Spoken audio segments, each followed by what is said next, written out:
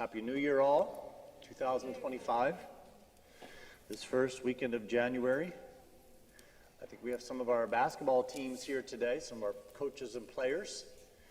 We ask God's blessings upon you and your season as it continues in this new year. And we wish you to be well in the new year. That's what we all wish for, right? To be healthy in the new year. We've been having a homily series beginning at Christmas, continued last weekend. We do it again today, and it'll conclude next weekend on how to be well. What does that mean? There's a bit of a wellness craze on social media, a lot of talk about how to be well, and the world focuses on physical wellness and emotional wellness, which is good and important, but it's not the whole picture we know. As Christians, we know there's also spiritual wellness, our soul. If the soul is off, the others will be off as well. We'll never truly be at peace unless we integrate all three, mind, body, and soul.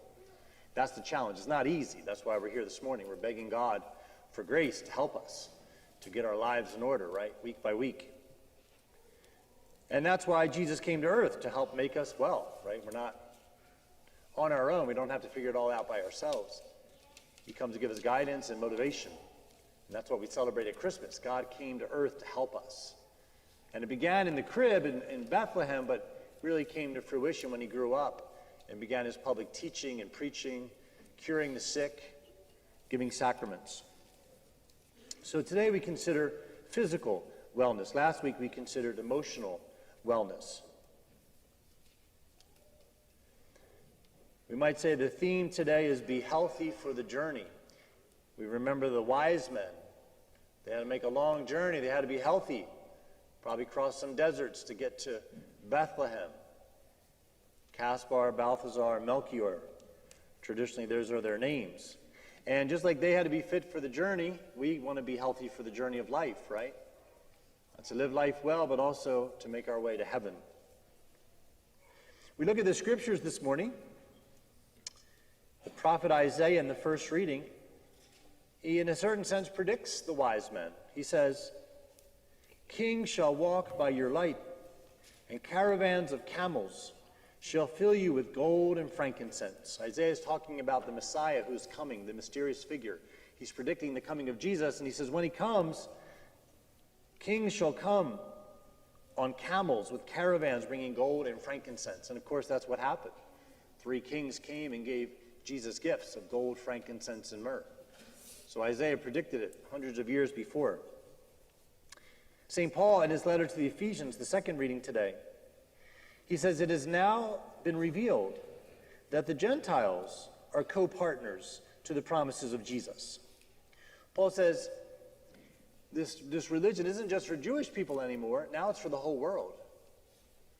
For 1,000 years, the religion was for the Jewish people, this ethnic group called the Jews, to learn about God, to follow the commandments, to pray. But now that Jesus came, now it's for the whole world. And the wise men are a symbol of that. They were not Jewish. They came from outside of Israel. They had a long journey to get there. And they recognized that Jesus somehow is God who came to earth. Even though they weren't expecting a Messiah, they recognized somehow the divinity of Jesus. So they're a symbol that this religion is for the whole world, the Catholic religion. Catholic means universal. And then the Gospel of Matthew, which tells the story of their arrival. Only St. Matthew mentions the wise men, right? There's 4 Gospels, Matthew, Mark, Luke, and John. Each give us different aspects and details of the life of Jesus. So thank God we have all 4, that those 4 men wrote it down. So Matthew is the one who talks about the wise men. He says, "Magi from the east saw his star at its rising, and they came and offered him gifts of gold, frankincense, and myrrh."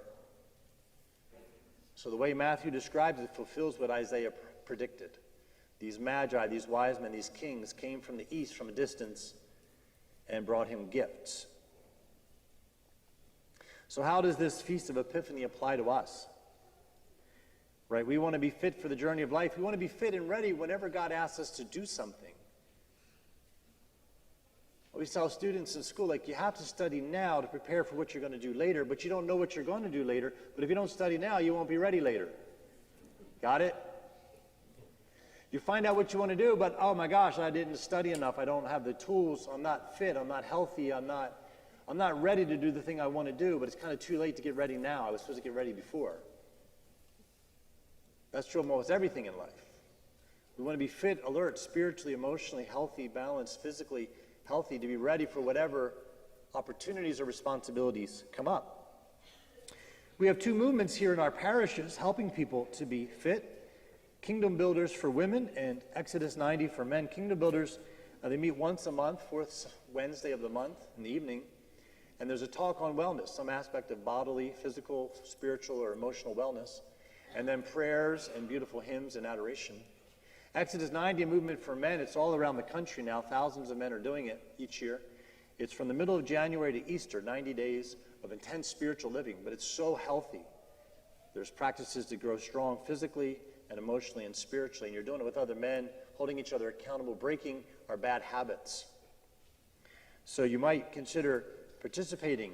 Kingdom Builders for Women, Exodus 90 for men, in January. There's information in the bulletin. Try it out. See if it's a good fit for you. Today we focus on physical wellness. You know, physical health is a good. It's not the highest good, but it is a good. There are saints who were not healthy. They were sick, and they offered up their sickness to God and became holy precisely through their sufferings.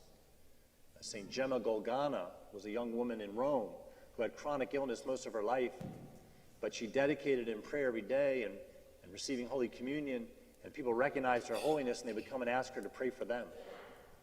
If you Google Gemma, St. Gemma, she's a beautiful young woman, died at a young age. But generally speaking, of course, health is a good. But some people take it too far, right? They focus too much on health. They're so focused on their physical appearance and their beauty, they become vain. Vanity, which is a sin. Don't be so self-centered and so self-aware. Try to be healthy, but for others, not for yourself. Or some people, they're so focused on fitness and exercise, they spend all their life in the gym when they should be home with their family, or they should be in church, or they should be interacting with friends or volunteering. So physical health, but in the proper balance.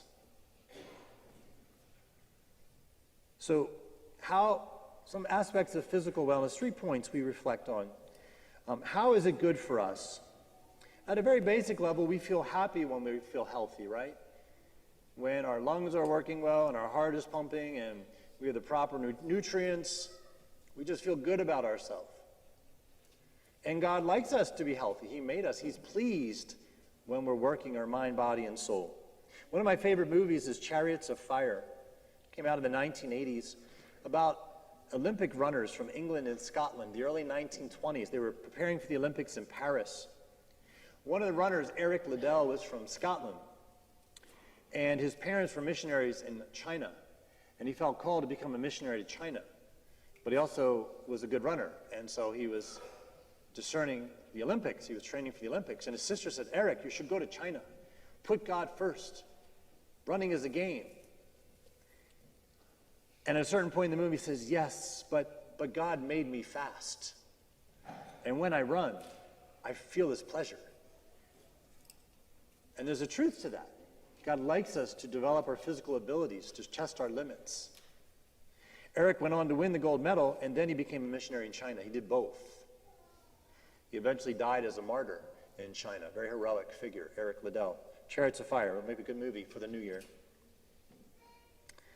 Also, exercise opens our soul to grace. When we feel healthy, we're motivated to pray. When you feel sick, you don't want to do anything, right?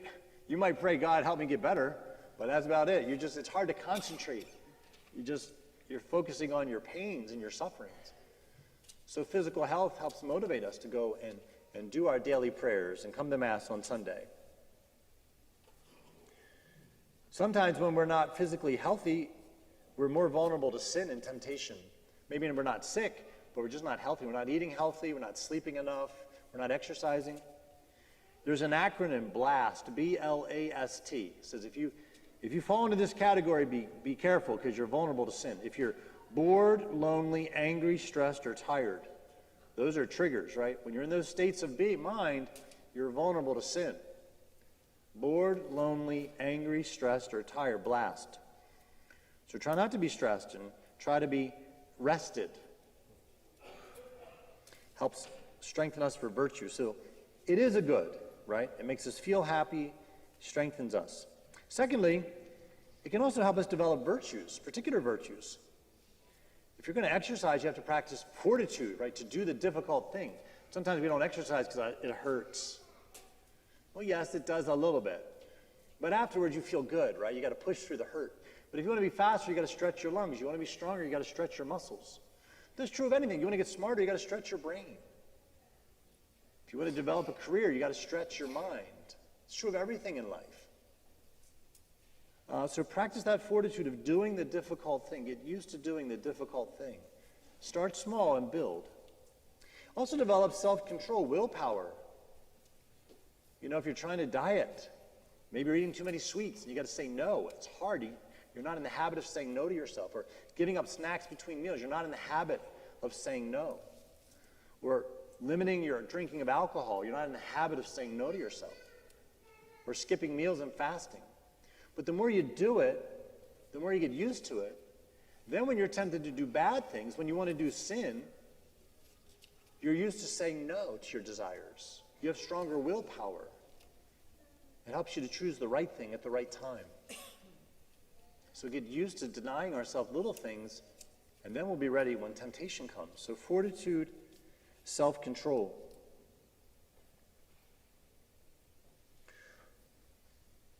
What are some good practices for physical wellness? Third point, some basic things we can do. I stole these from Exodus 90 and Kingdom Builders. They just have really good practical examples. And we're going to print them in the bulletin next weekend. But we'll go through some of them right now. So important to get sleep, right? And they say 7 hours of sleep. Many of you are workaholics. Clarksville's full of workaholics. Go to bed, right? 7 hours, lay down. People say, I can't sleep. Well, lay down for 7 hours. It will change your life if you're not getting enough sleep. Exercise. Well, we know we should do some kind of exercise, but how often? 3 times a week. That's a good rule of life. 3 times a week. Something. You don't need to go to the gym. You do it right at your house. Go for a brisk walk, a little run, bike ride. When I exercise about 10 minutes, 10, 15 minutes, but it gets the heart pumping. Some exercises in your house, jump rope, push-ups, sit-ups, whatever it is. Go up and down your stairs 4 times. You might want to do more. You might be a good runner. You might like to bike. You might want to go to the gym. But don't psych yourself out. 3 times a week is a good goal for the new year. And then, of course, our eating. Trying to eat more healthily, more vegetables, fruit, water. We all know that's true. I don't care what kind of weird diets are out there. Vegetables, fruit, water. God made them for us. Cut down on snacking. Some of us eat too much. We know it. That's a good, resolution. Maybe even intermittent fasting. That's trending too, right? And someone said, well, if you eat dinner and then don't have a snack after dinner, you're kind of fasting for 12 hours till breakfast. That's something, right? Give your body a chance to catch up. Give your stomach a chance to digest. Maybe even consider fasting on Fridays. We need to rediscover Fridays as Catholics, but it's so healthy. Skip breakfast and lunch and just eat dinner. Gives your metabolism a chance to kind of adjust. So sometimes ways of controlling our eating and our snacking and the type of food we eat. Good New Year's resolutions. And get outside, right? Use your patio and your deck. I talked about this last year. I never see people, you have beautiful patios and decks. I never see you on them. Just sit out, have a cup of coffee or a glass of wine or soda, whatever. Or just sit out and read it. I know it's cold today. You can go out for 10 seconds and breathe deeply. Go out for a hike, right? Find a nature trail. There's so many walking paths in this area. Just get outside. And when we feel discomfort with our body, right? God made us different shapes and sizes, right? We're all different. We're all going to live this differently. For some of us, sleep is more important. For some, diet we have to work on. For some, exercise. It depends on what state of life we're in, right? How old we are. It's different needs at different times in our lives. But if we feel discomfort with our body, always remember God made you fearfully and wonderfully, right? You are good, but try to work on our health, right? It's not about appearance as much as it's fitness. And have the humility to recognize when we need help, to see a therapist or a doctor, make a checkup, maybe a weight management program. That's just life, that's reality. Sometimes we need that extra help. But also integrate prayer into our wellness, right? We're doing it for God. Pray for the motivation to diet or exercise. Lord, I'm doing it not just for health, but for you. Pray for the motivation. Pray while you're exercising. Some people take walks, they pray the rosary. One woman did the Catechism of the Year last year, just during her exercise times. If I go running or biking, I just say a little prayer. Lord, thank you for this opportunity. I have a little bit of free time. Thank you for the desire to do it, the motivation, and thank you for the ability, the health to do this right now. Right, don't take it for granted. Thank God for the gifts that he gives us. So again, we'll print a list of these tips in the bulletin next week. This week's bulletin has a list of suggestions for emotional wellness, which we talked about last week. And if you've missed some of these homilies, you can always go to the parish website, click on the live stream link, and you'll see the homilies from the last few weeks. So my brothers and sisters, this is our wish to be well in the new year. Take the necessary steps for physical wellness in 2025. Like the wise men, Caspar, Balthazar, Melchior, be healthy for the journey of life. Amen.